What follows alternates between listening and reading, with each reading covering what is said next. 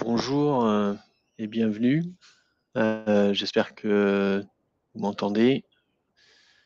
Donc François Flèche du service marketing et je suis accompagné aujourd'hui de Diana Cabrera. Diana, est-ce que tu es là? Est-ce que tu nous entends? Oui, bonjour à tous. Bonjour Diana. Donc merci d'être nombreux aujourd'hui pour cette nouvelle session de notre série sur les énergies renouvelables. Aujourd'hui consacrée à la production photovoltaïque avec PCVU. Voilà, donc on va vous faire une présentation et une démonstration également. Vous avez la possibilité d'échanger par l'interface de chat. Alors, vous pouvez poser des questions durant la session et puis il y aura une session questions-réponses à la fin où on essaiera de répondre au mieux à toutes les questions qui auraient été posées. Voilà, on y va. Donc, comme je vous le disais, nous sommes dans notre série sur les énergies renouvelables et après avoir abordé les solutions pour le biogaz et les centres de contrôle des énergies renouvelables, aujourd'hui, on se concentre sur les solutions pour le photovoltaïque. Alors, la première chose en préambule, hein, c'est de rappeler simplement les engagements qu'on a au sein de l'entreprise d'une manière générale sur les contraintes environnementales, sur l'environnement, avec une certification ISO 14001 depuis quelques années maintenant, qui nous permet chaque jour de répondre aux exigences environnementales au sein de notre organisation. Et au niveau de notre stratégie également, nous avons orienté fortement nos marchés sur les renouvelables et la production renouvelable avec le biogaz, l'éolien, le photovoltaïque dont on va parler aujourd'hui, mais aussi l'hydroélectrique. Et plus récemment, nous avons développé des fonctionnalités pour les charges de véhicules électriques. Alors, au sommaire de la session d'aujourd'hui, un mot d'abord sur ce qu'on entend par la production photovoltaïque et les différentes attentes des différents acteurs dans ce domaine-là et les solutions que l'on peut proposer avec PCVU au regard des attentes justement dans le domaine. Une démo, donc là c'est Diana qui sera à la manette pour vous montrer tout ce qui est intégré dans PCVU et comment on peut illustrer tout ça. Et je reviendrai sur quelques-unes de nos références dans ce domaine. Alors, tout d'abord, la production photovoltaïque. Donc, de quoi parle-t-on? Alors, quand on parle de production solaire au sens large, il y a différents moyens de produire, notamment les centrales thermodynamiques, hein, qui consistent à récupérer via des miroirs ou des paraboles et concentrer les rayons du soleil pour chauffer un liquide qui lui-même va permettre de générer de l'énergie. On a aussi les collecteurs de chaleur qui, de la même manière, récupèrent la chaleur du soleil pour chauffer, en général des installations.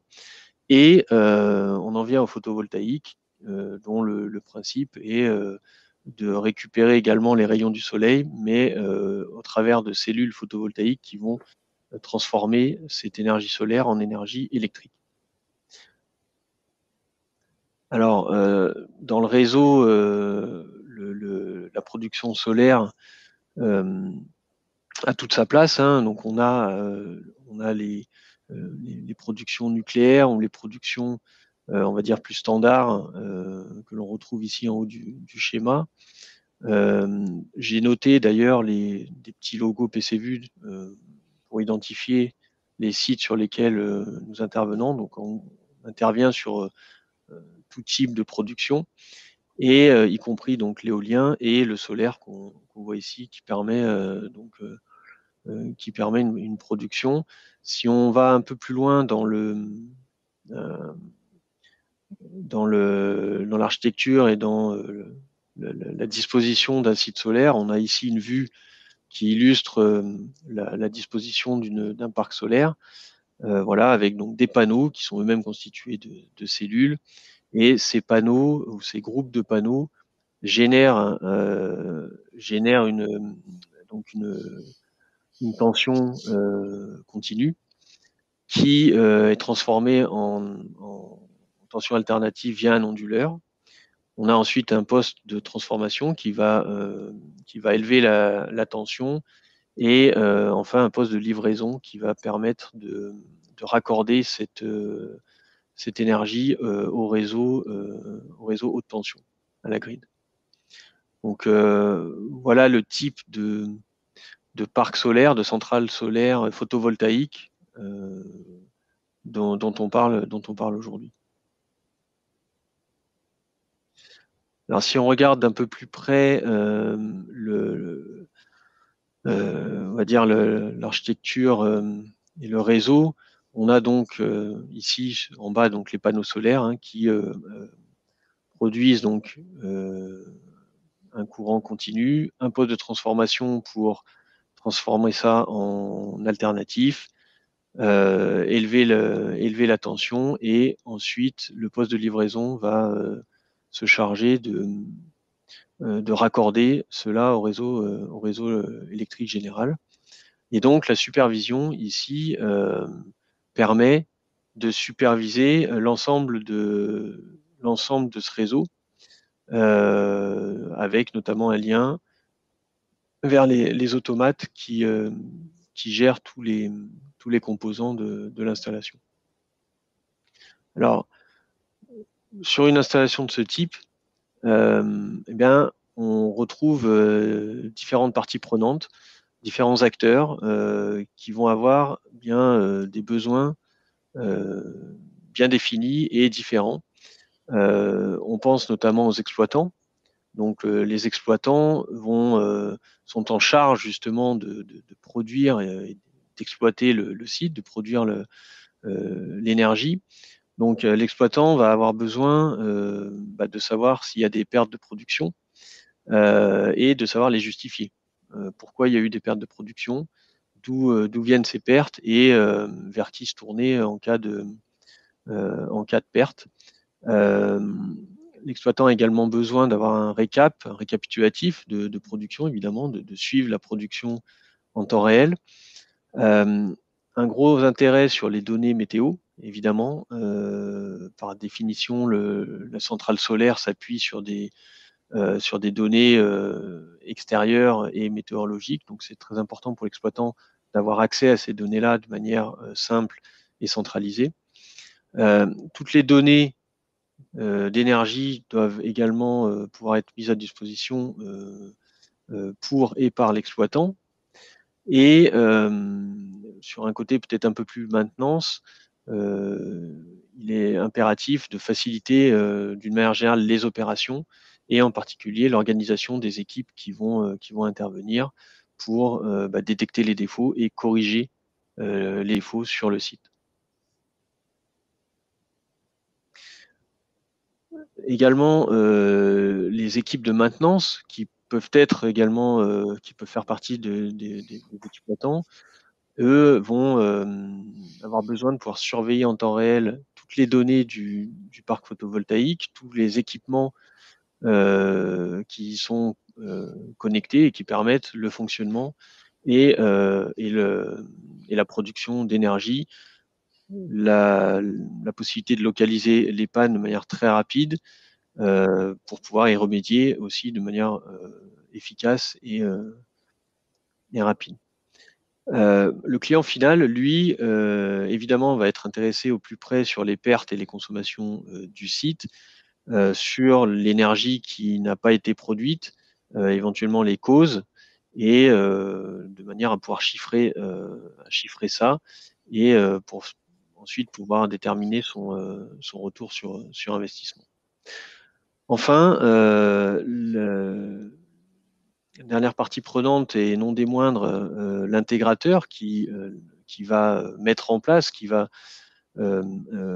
installer le site photovoltaïque, a besoin d'une plateforme de supervision qui lui permette d'optimiser les temps de développement, de les rendre plus sûrs aussi, donc de standardiser au maximum tout ce qui peut l'être, pour pouvoir le déployer avec un minimum d'erreurs et dans un minimum de temps, tout en répondant évidemment aux besoins et aux contraintes qui peuvent être spécifiques dans certains cas du client final. Et donc un élément important qui est mentionné ici, c'est la facilité aussi de prise en main de l'outil de supervision. Donc, en résumé, il y a plusieurs parties prenantes avec des besoins qui sont variés et tout le défi pour une plateforme de supervision telle que PCVue, c'est de pouvoir répondre finalement à tous ces acteurs avec une seule plateforme. Alors, qu'est-ce que nous, on peut apporter pour répondre à ces besoins? Bien, la première chose, c'est que PCVue est une plateforme ouverte, ce qui veut dire que on peut s'interfacer, communiquer, être connecté avec une multitude de systèmes hétérogènes, géographiquement dispersés, des équipements de fabricants différents, des protocoles également différents. Donc ça, c'est le premier point très important, c'est qu'on a une capacité avec l'ensemble des protocoles natifs dont dispose la plateforme, mais aussi tous les standards de communication ou d'interconnexion, comme les web services par exemple, ça en est un, mais il y en a d'autres, des connecteurs ADO.NET, des protocoles, voilà, il y en a toute un ensemble, on va dire, de connecteurs au sens large qui nous permettent, sur un site donné, de communiquer avec l'ensemble des systèmes de l'installation. D'autre part, la plateforme PCVue permet de concevoir une installation spécifique qui correspond à un cahier des charges, mais en utilisant des outils qui sont des outils de configuration, ce qui permet de modéliser des objets ou des sous-systèmes, et donc sans nécessité de faire du développement informatique pur. Ça ne veut pas dire que c'est impossible. Il reste des cas de figure où on a besoin de faire du très spécifique. À ce moment-là, on a la possibilité de faire du script, mais 90% peut se faire sans code. Ce qui permet donc, encore une fois, de réduire les temps de dev et les risques d'erreur. Et associé donc à cette interopérabilité, on a une interface graphique qui permet de piloter et de visualiser l'ensemble des installations, et on a intégré plus spécifiquement une bibliothèque d'objets dédiée au domaine du photovoltaïque, bibliothèque qui concerne, on le verra dans la démo, des objets graphiques, mais pas que. Ça va bien au-delà de l'objet graphique, ça intègre des modèles complets qu'on est capable d'instancier pour générer l'application et le projet. Également, la possibilité de faire de la colorisation dynamique des vues unifilaires. Et on le verra encore dans la démo, des cartes géographiques interactives et dynamiques pour pouvoir justement visualiser plusieurs sites. D'autre part, un élément très important dans la vue, dans l'exploitation, dans la maintenance d'un site, c'est la capacité pour l'exploitant et les équipes de maintenance d'être alertés de manière efficace en cas d'événement, d'alarme. Et donc, PCVue intègre nativement toute une fonction de gestion d'événements et d'alarmes qu'il est possible de configurer de manière infinie, avec la possibilité de faire des filtres, des masquages d'alarmes, des acquittements, des mains courantes, et d'analyser tous ces événements ou toutes ces alarmes qui peuvent survenir lors de la production sur un site solaire. On sera à même de notifier les utilisateurs de diverses manières, par email ou SMS avec une appli mobile, et d'enregistrer les événements qui se produisent. Un élément aussi important, c'est l'élément d'analyse post-mortem et de rapport.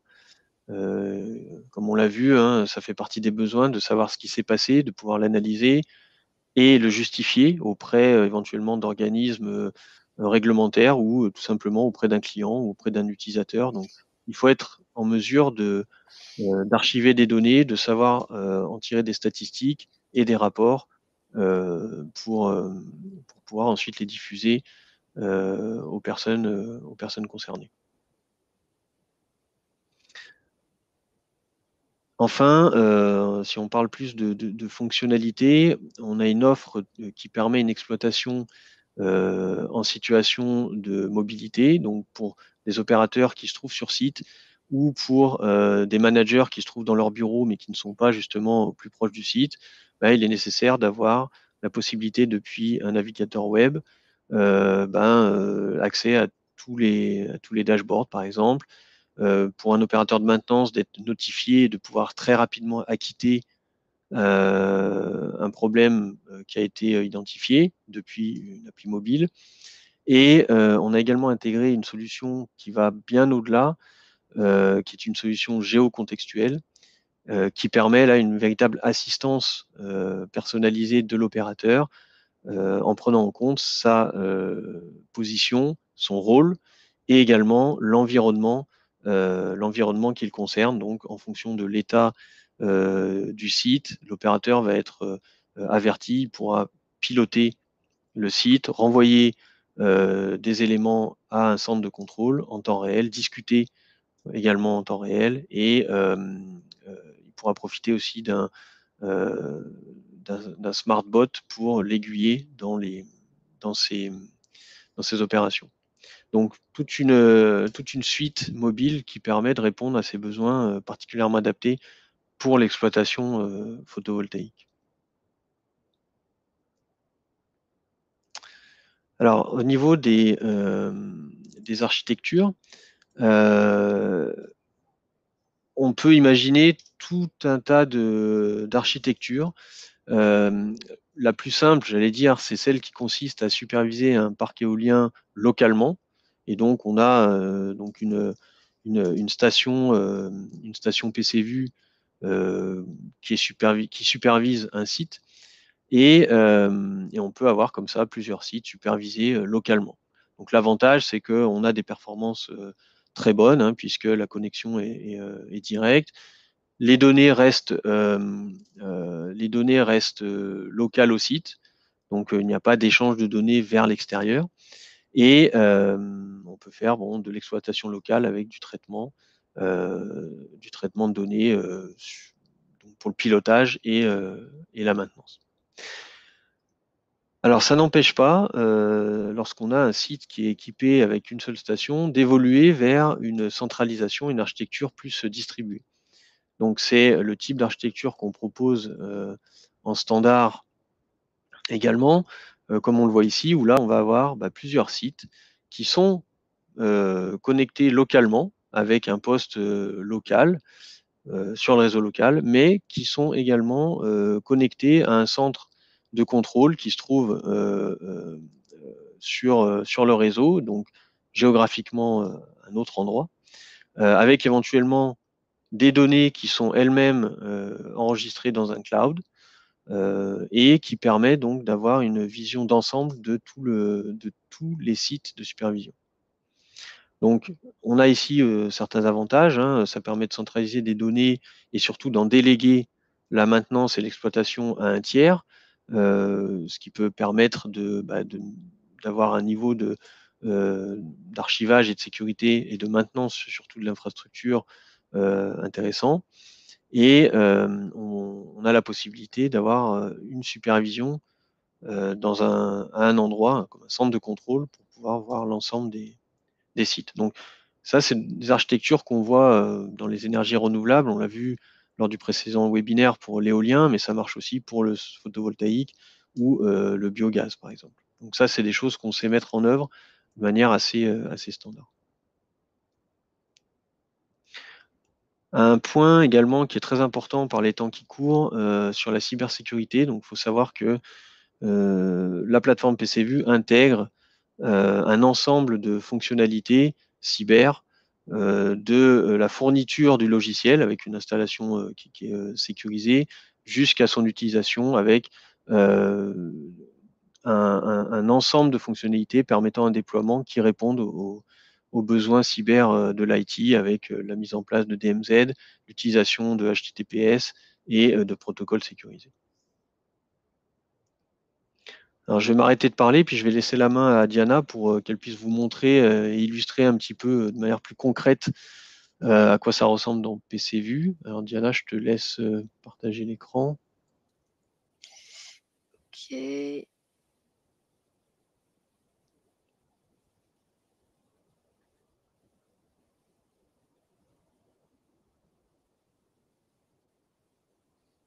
Est-ce que vous voyez mon écran?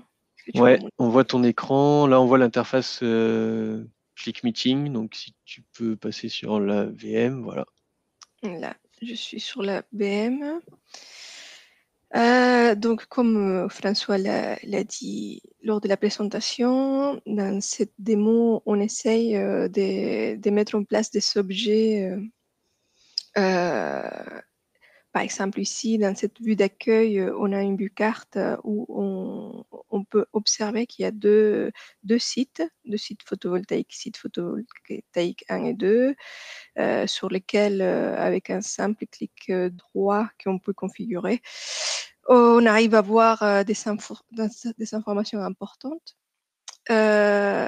On peut également, sur ce type d'objet map, avoir des icônes de ce type qui nous permettent d'accéder, par exemple, à les stations météo de cette centrale avec des infos en temps réel et historisées avec notre objet des tendances, notre fenêtre des tendances. On peut faire la même chose pour les deuxièmes sites. Ça nous permet aussi, c'est un objet qui nous permet aussi d'ouvrir un synoptique. Je reviens dessus. Cet objet-là nous permet aussi, par exemple, si nous sommes ici, d'enlever certains objets qu'on ne souhaite pas visualiser pour se concentrer sur ce qui nous intéresse à un moment donné.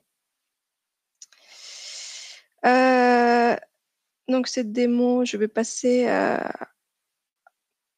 aux informations d'une centrale. Cette image-là nous montre une vue d'ensemble avec les réseaux, les postes de livraison, les postes de transformation et les panneaux, ici en bas.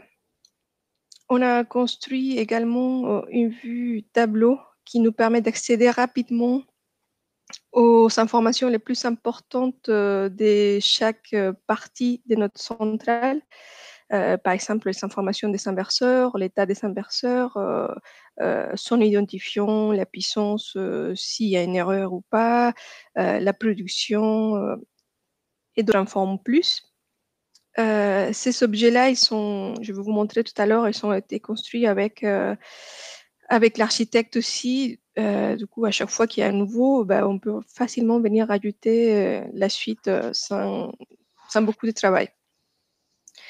On a également une vue map qui nous permet d'accéder aux différents secteurs par poste de transformation.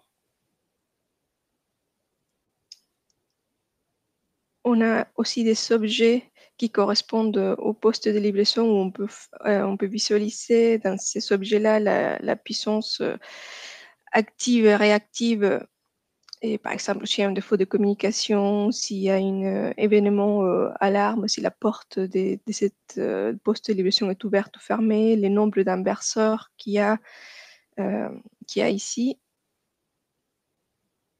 On a aussi ce qu'on appelle les PPC, les systèmes de contrôle commande. Ici, on peut voir toutes les opérations. Par exemple, on peut donner des valeurs des consignes et on peut aussi visualiser les infos en temps réel, toutes les valeurs en temps réel. François l'a dit également, on a la possibilité d'avoir des vues électriques avec une colorisation spécifique par rapport au niveau des tensions. On a réalisé aussi une vue tableau qui récupère les infos du PPC, du relais de protection par exemple, ou du power meter. Nous avons aussi réalisé ce type de vue pour chaque poste de transformation. Par exemple, dans celui-là, nous avons 2 inverseurs. Si on clique dans chaque inverseur, on récupère des infos, par exemple générales, pour voir les valeurs actuelles. Mais on peut aussi récupérer certaines alarmes, événements, et on peut voir les rendements également de cet inverseur-là. Nous avons la vue d'alarme sur laquelle on peut réaliser des filtres. Par exemple, si on souhaite afficher les informations du power meter ou du PPC ou du relais de protection, on a des filtres aussi par poste des transformations. On peut essayer d'aller voir aussi les courbes. On a réalisé tout un système d'affichage des courbes qui est, je vais vous montrer aussi, est fait avec l'architecte, qui nous permet en temps réel d'échanger les variables montrées ici par poste de livraison, par objet, par exemple par du PPC, sur chaque centrale. Si je veux aller voir sur l'autre, je peux aussi venir voir ici la puissance active et réactive du power meter de la centrale solaire 2. Si ensuite je souhaite voir la numéro 1, c'est pareil. On peut rajouter plus des variables, c'est là qu'on a rajouté juste pour l'exemple. Et il faut savoir que cet objet-là qui nous permet d'afficher les variables ici, il est aussi il utilise un fichier et ce fichier est créé avec l'architecte. Donc, si on rajoute une nouvelle centrale, ça va rajouter automatiquement ici la centrale numéro 3. Si on rajoute un nouveau poste des transformations, ça va rajouter aussi pareil. Si on rajoute un inverseur, ça va rajouter automatiquement. Et sans rien avoir à faire, on peut récupérer automatiquement les informations ici. Nous avons aussi la vue d'historique qui nous permet de récupérer tous les événements consignés, enregistrés dans une unité d'archivage. Nous avons une vue dashboard qui nous permet de voir la puissance quotidienne ou mensuelle. Si je peux oublier quelque chose, je ne sais pas si tu voulais quelque chose, François. Non, simplement, tu m'entends là? Oui, je t'entends, oui. Ouais, simplement préciser que tout ce qu'on voit là, c'est disponible, on va dire, en standard dans PC Vue. Là, c'est un exemple, mais tous ces objets-là, on peut les utiliser pour personnaliser son affichage et construire ses propres vues. Et ce projet-là, en l'occurrence aussi, peut être fourni comme point de départ de votre projet, si besoin. Et comme va le montrer Diana, on a donc un outil de modélisation qui permet de générer des modèles spécifiques au photovoltaïque. Je te laisse poursuivre. Ça marche. Donc, nous avons construit cette application à l'aide de l'application architecte, que ce soit pour les variables ou pour les objets graphiques, les symboles. Cette bibliothèque n'est pas encore disponible avec la version 15, mais elle sera bientôt disponible avec la future version. Donc, on a créé une bibliothèque solaire qui regroupe certains modèles par type d'endroit. Par exemple, les gridbox, c'est pour les postes de livraison. Nous avons les inverseurs, qui sont contenus dans chaque poste de transformation, pour les power meters, pour les PPC, etc. Ces modèles, ils contiennent, je peux appeler un bon. Ces modèles contiennent tout un tas de variables qui pourront être utilisées directement et correspondent directement à chaque, on va dire, équipement. Par exemple, la puissance crête maximum, etc. Il y a aussi des symboles et des synoptiques qui peuvent être créés automatiquement avec l'architecte. Pour utiliser les modèles, c'est simple. On va rajouter par exemple un site, un poste de livraison. Ensuite, dans les postes de livraison, on va pouvoir ajouter les différents postes de transformation avec les inverseurs. Si par exemple sur un site, il y a quelque chose, une variable que vous ne souhaitez pas utiliser, vous pouvez simplement venir ici. Imaginons que sur cette, c'est peut-être pas le cas, mais sur cette string, sur cet inverseur-là, on ne souhaite pas afficher les courants. On peut venir ici désélectionner pour cet équipement spécifique, comme ça, cette variable-là, elle ne sera pas créée. Je vous avais dit qu'on avait utilisé des fichiers pour créer les trends. Bon, l'objet qui est utilisé pour les trends et aussi pour créer la navigation. Cette navigation, c'est un objet qui utilise un fichier qui est issu de l'architecte. Ça, nous le faisons avec des objets comme celui-ci. C'est des objets fichiers. Ces objets-là, ils nous permettent, par exemple, on appelle ça un tree view, dans les tree views, de rajouter directement des animations. Par exemple, ici, c'est une animation qui nous lance un programme. Il y en a d'autres qui vont, par exemple, si je viens sur une PVBox, peut-être c'est là, j'ai un item qui me permet d'afficher justement cette variable, récupérer cette variable-là. C'est ce que ça fait à la fin, c'est que si je rajoute par exemple un 5e PDT, bah, ça va me le rajouter directement ici dans ma navigation et ça va me le rajouter aussi directement dans mes courbes sans que j'ai quoi que ce soit à faire, puisque cet objet-là, il est élémenté par un fichier qui est créé avec l'application architecte grâce à ces objets qui sont ici.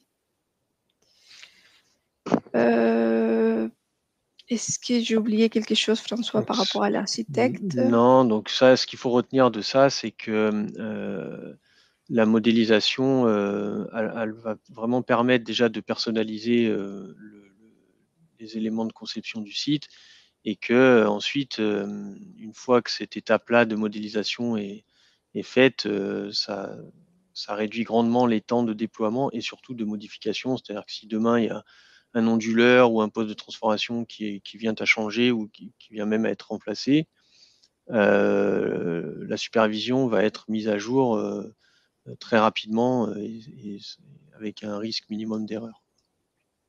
Exactement, oui. Ok, je pense que tu as fait le tour ou tu avais... Je pense que j'ai tout montré.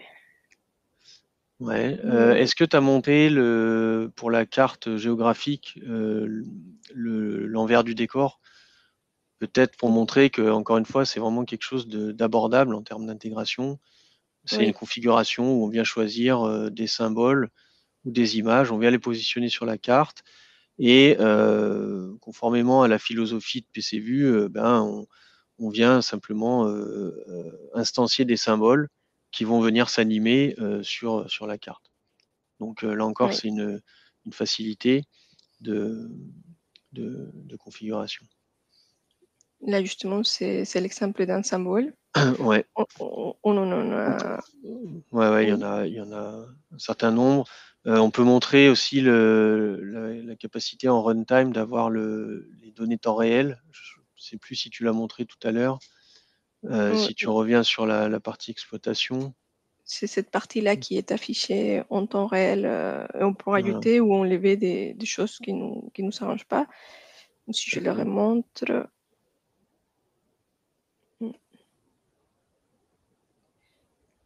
Avec un clic droit, on affiche cette petite fenêtre Voilà. en jaune qui est complètement paramétrable. Là, j'en ai mis 3, mais on pourrait mettre plus ou moins ou d'autres choses. Tout à fait. Donc voilà, je pense qu'on a fait le tour. Donc ce qu'il faut savoir, c'est que, comme le mentionnait Diana, il existe donc une bibliothèque qui sera disponible en standard avec PCVue 16. Si vous avez des projets très court terme, on peut vous la fournir individuellement et elle va contenir donc tous les objets, les postes de transformation, de livraison et également les éléments météo. Donc tout ce qu'on voit là sur la météo. les pop-up standards tels qu'on voit ici. Voilà, tout cet ensemble est fourni. Et après, ben, c'est un peu comme un Lego, ça peut être utilisé pour concevoir vos projets. Exactement. Merci beaucoup, Diana. Je vais reprendre la main. Ça marche. Pour montrer quelques exemples de réalisation. Vous voyez, on voit mon écran, Diana, c'est bon? Oui, c'est bon.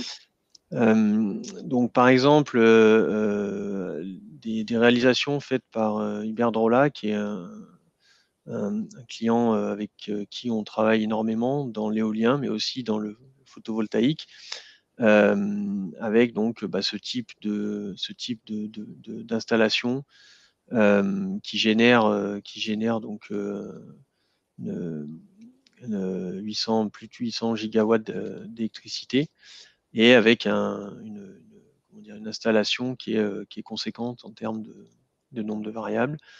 Également, Iberdrola toujours aux États-Unis avec un parc également très, très étendu.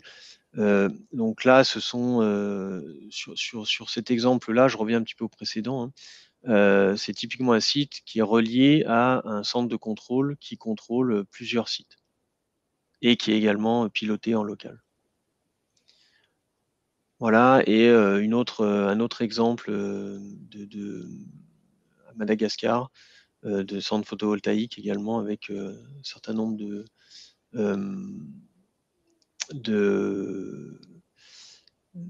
panneaux. Alors, pour conclure, et puis après, je laisserai un espace pour les questions. Je vois qu'il y en a un certain nombre. À retenir en quelques mots, donc, PCVue, c'est une plateforme qui permet de superviser tout type de sites de production photovoltaïque, avec des systèmes qui peuvent être des systèmes hétérogènes, qui communiquent pas forcément de la même manière. Donc ça, on sait agréger des données issues d'équipements ou de systèmes hétérogènes et géographiquement dispersés. Donc on sait superviser ça localement ou à distance depuis un centre de contrôle avec des déploiements et des architectures adaptées. On assure donc une interopérabilité avec tous les intervenants, hein, tous les intervenants et leurs équipements. Et on donne la possibilité aux intégrateurs de ces systèmes, donc aux sociétés qui vont réaliser les installations, de concevoir leur application à la fois de manière personnalisée et le plus simplement possible, entre guillemets.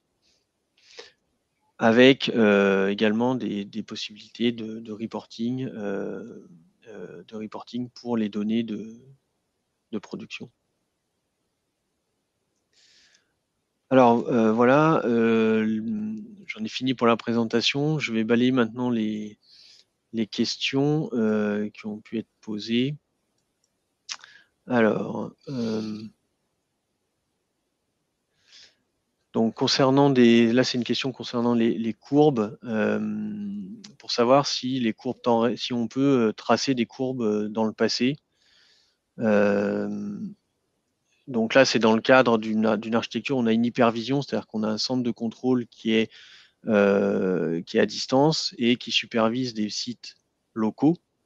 Si par exemple il y a une coupure entre le site local et puis la supervision centralisée, est-ce qu'on est capable en gros d'afficher des courbes sur ce qui s'est passé pendant le temps de la coupure, si j'ai bien compris la question. Donc la réponse est oui. On peut faire ça avec la possibilité en fait d'archiver les données localement. Donc les sites enregistrent les données localement et lorsque la liaison avec le centre de contrôle est rétablie, le centre de contrôle est capable de venir chercher et afficher, donc visualiser sous forme de courbe les informations qui ont été archivées pendant le temps de la coupure et qui ont été archivées localement. On a aussi des sites pour lesquels il n'est pas n'est pas possible, enfin, les coupures sont impérativement sont à bannir, et à ce moment-là, on peut imaginer aussi des infrastructures où on a des doubles réseaux par satellite ou par d'autres moyens pour récupérer les données critiques sensibles au site. Mais dans tous les cas, on est capable d'archiver et de restituer des informations, même s'il y a une coupure avec le centre de supervision.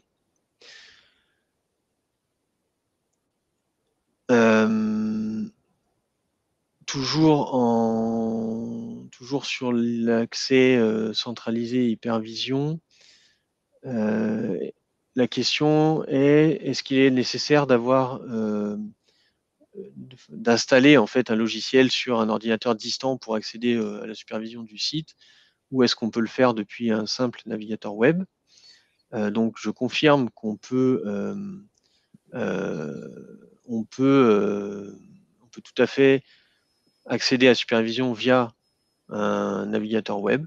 Ça fait partie des moyens de déploiement qu'on propose avec un client web qu'on appelle WebView, et qui permettra d'accéder aussi de cette manière-là.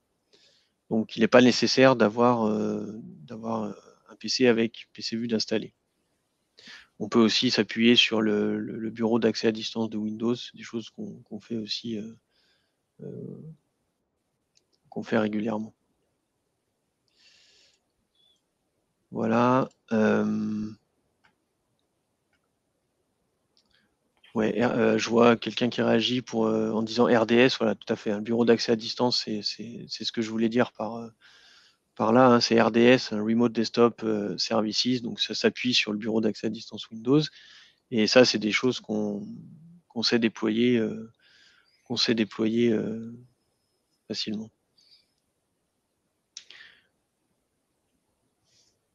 Alors, je ne sais pas s'il y a d'autres questions. Ouais. Non, je prends peut-être une dernière question. Alors, toutes les questions, parce qu'il y a beaucoup de questions là, et toutes les questions seront. On répondra à toutes les questions, hein, par échange par mail, hein, plus tard. Là, j'ai une autre question. Par quel protocole PCView communique-t-il les datas avec le SI des exploitants, et où les producteurs grid? Alors, ça peut être, j'allais dire que ça peut être un peu au choix. Ça dépend un petit peu de la demande. Ça peut être pour le système d'information, ça peut être par SNMP, ça peut être par OPC. Voilà, tout peut être envisagé. Et là, je vois aussi qu'on me demande si on peut utiliser MQTT.